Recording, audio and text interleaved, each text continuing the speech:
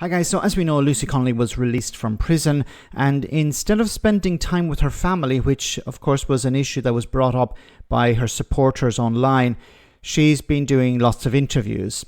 If it was me, I would have spent time with my family at least for a week and then came back and said, okay, I'll do some interviews. Anyway, here she was speaking to the Telegraph, where she was describing herself as a political prisoner of Keir Starmer. Have a listen to this.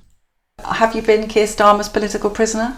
Absolutely. And me and several other people. Like I said, it's important to remember that it wasn't just me. He needs to practice what he preaches. I think, he's a human rights lawyer, so maybe he needs to look back at what people's human rights are, what freedom of speech means, and what the laws are in this country. I think Keir Starmer has a good understanding of human rights, much better than me, much better than you, because what she brings up here as well is free speech. Well, you have free speech. You had free speech. You expressed your free speech. The problem with free speech is that people seem to forget that there are consequences. So if you say things online, there are potential consequences for that.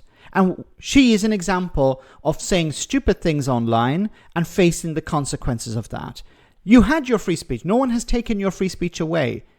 But you have to deal with the consequences.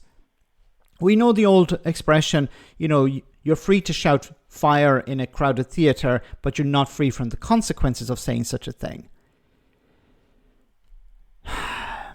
She doesn't understand human rights. She doesn't understand freedom of expression. She doesn't seem to understand a lot of things. She also doesn't understand how the legal system works. If you plead guilty, then you're denied a trial. Now, I've asked this question before.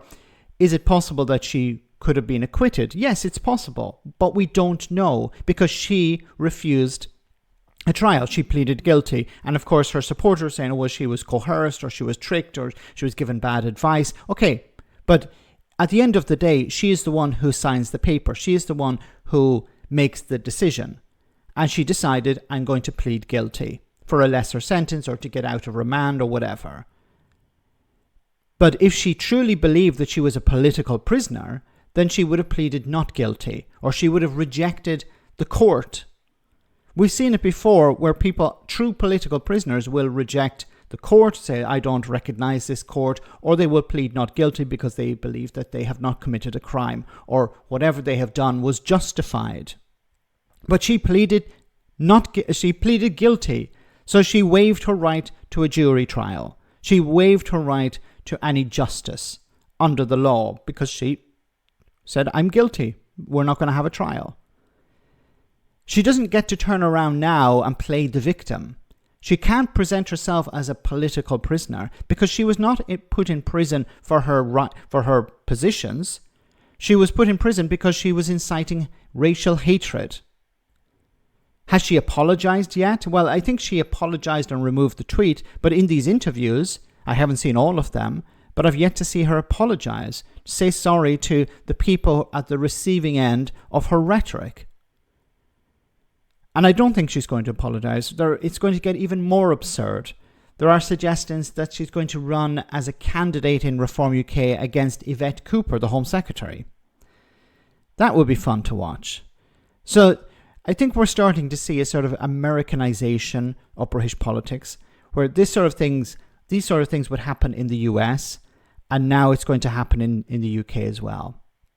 People who went to prison because they incited racial violence now being presented as some sort of victim and being used by political parties as a pawn in their eventual goals to win power. Let me know in the comment section, guys, what you think, and I'll see you in the next video.